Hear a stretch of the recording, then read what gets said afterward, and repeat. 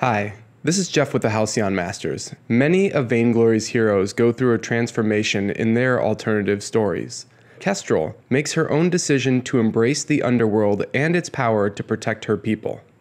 In this episode of Heroic Ties, we bring you Sylvan and Spider Queen Kestrel. In a sacred meadow, the elvish royal family, including Princess Kestrel, ceremoniously blessed the forest creatures. A great stag, paying no attention to the other animals, walked to the front of the line. Pardon me. Instead of addressing the king and queen, the stag spoke directly to Kestrel. Princess Kestrel, greatest of all the archers, the hope of the forest lies with you. It is war I seek. Well, those words made Kestrel smile, if just a little bit. The stag explained that mankind discovered the island well and plunged their dirty hands and sick children into the water. They pulled buckets full of the healing water from its springs and removed it from the island. Now, thick black tar bubbles up from the well. Vainglory is all about balance. The life-providing power of the Halcyon is countered by the Churn.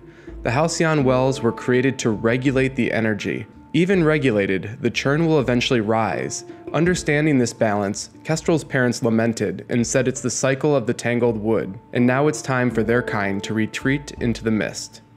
Defiantly, Kestrel refused, stating it's time to fight. She asked the stag to take her to the island and invited any who would defend the tangled wood. When Kestrel and the other forest creatures arrived, the island was overrun with humans. The well that once held clear, healing water now burbled with the contaminated black tar. Kestrel, with her bow named Sparrow, led the fight and ended many human lives. Meh, too easy. Bears, wolves, deer, all fought together. They trampled and mauled those who harmed their well. However, the humans outnumbered the forest creature, and Kestrel knew they had to change the equation. She turned to an owl and ordered it to seek out her family to call them to war, but the owl could not, as they had already retreated into the mist. Kestrel knew she only had one more choice, and that was to enlist the elves below. The below-world elves cared not about the world above, but Kestrel could see that her world was their world, and all worlds are one. So she asked a badger to take her below ground. The dark elves are beautiful and proud. They raised their bows at Kestrel, standing ready to release their arrows. Kestrel announced that she was the princess of the tangled wood, and she called on them to help defeat the humans who have contaminated the island well. Once defeated, they must seal off the well until it has been forgotten by all humankind. The dark elves responded with indifference, saying that wars above ground come and go, and it is not their concern. To which Kestrel repeated the same words that she told the forest creatures, and those were, "Her world is their world, and all worlds are one." The dark elves could recognize the wisdom of Kestrel's words. But even if they wanted to fight, they could only take orders from the Spider Queen, and the Spider Mother had yet to choose a queen. Kestrel demanded that she be taken to the Spider Mother so that she could be chosen, and with a laugh, the dark elves escorted her to the Mother's temple. Kestrel made her case to the Spider Mother.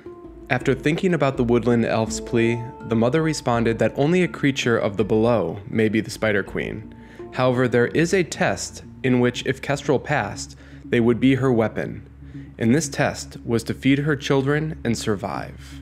Hundreds of thousands of spiders burst from their egg sacs and crawled up on Kestrel.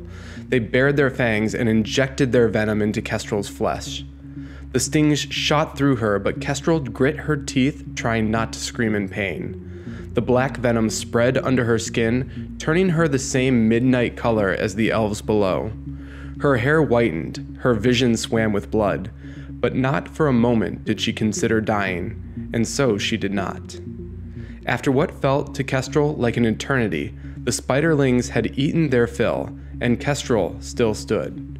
She was transformed into the Spider Queen. With an army of dark elves and spiders behind her, she emerged from the badger's den, ready to wage war on the unsuspecting and greedy humans.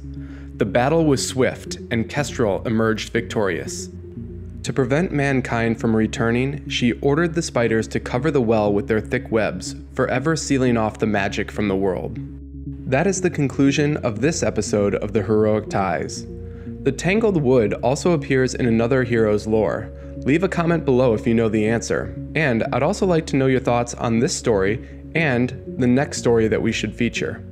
Before we sign off, take just a second and press the like button, and if you have not already subscribed, I recommend you do that as well. Every sub helps out this channel. Plus, you'll be the first to know when we release a new video. A special thanks to my teammates for the help with this video, and until next time, we'll see you on the Halcyon Fold.